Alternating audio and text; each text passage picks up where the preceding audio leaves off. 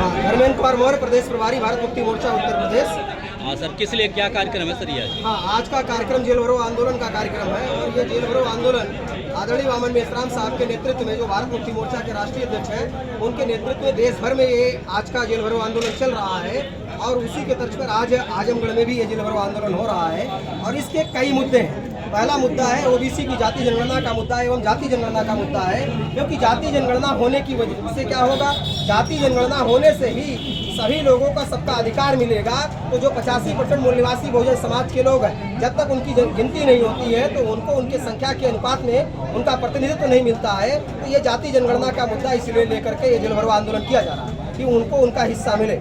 दूसरा मुद्दा है कि देश के अंदर जो इलेक्ट्रॉनिक वोटिंग मशीन है, ये इलेक्ट्रॉनिक वोटिंग मशीन से जो हमारे वोटों की चोरी की जा रही है, मतलब वोट हमारे पास में है लेकिन वो जिसको चाह रहे हैं उनको वोट जा रहा है। तो इसलिए इस देश के अंदर जो देश और प्रदेश की सरकारें हैं, इनको हम ईवीएम की नाजायज सरकारें कहते हैं। और ये ईवीएम की नाजायज सरकारें इसी वजह से हमारा कुछ भी नहीं सुन रही हैं। इसी वजह से लगातार आए दिन तमाम विभागों का निजीकरण करने का काम कर रहे हैं, लोगों के ऊपर अन्याय अत्याचार कर रहे हैं। इसलिए ईवीएम को हटाकर समस्त आम चुनाव बैलेट पेपर से किया जाए, इसकी मांग करते हैं। और इसके बाद अगला मुद्दा है कि अभी महाबोधि महाविहार का जो मामला है, महाबोधि महाविहार विश्व स्तर की धरोहर है और इस विश्व स्तर की धरोहर का क्या किया जा रहा है, ये विश्व स्तर की धरोहर पर जिस तरीके से ब्राह्मण पंडों का कब्जा कराया जा रहा है, तो ये ब्राह्मण पंडे उसके अंदर जाकर पिंडदान करने का काम कर रहे हैं। तो हम कहते हैं देश के अंदर जितने भी धर्म के अलग अलग लोग हैं, उन धर्म के लोगों के अंदर क्या दूसरे धर्म के लोग जाकर उसके अंदर अपना पूजा अर्चना करते हैं?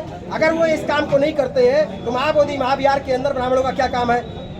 इसलिए हम लोग इस महाबोधि महाविहार से ब्राह्मणों को बाहर किया जाए और महाबोधि महाविहार को पूरी तरीके से बौद्ध अनुयायियों को सुपुर्द किया जाए, इसकी मांग करते हैं। और Uttar Pradesh power corporation limited जो है, ये Uttar Pradesh power corporation limited को निजीकरण करने का उत्तर प्रदेश की सरकार ने फैसला लिया है। ये फैसला तुरंत वापस ले, क्योंकि ये फैसला लेने से क्या होगा कि यूपीपीसीएल के अंदर जो एससी एसटी ओबीसी और माइनॉरिटीज के लोग कर्मचारी हैं, वो एससी एसटी ओबीसी और माइनॉरिटीज के कर्मचारियों का क्या होगा, उनका प्रतिनिधित्व समाप्त किया जाएगा, उनका प्रतिनिधित्व समाप्त हो जाएगा।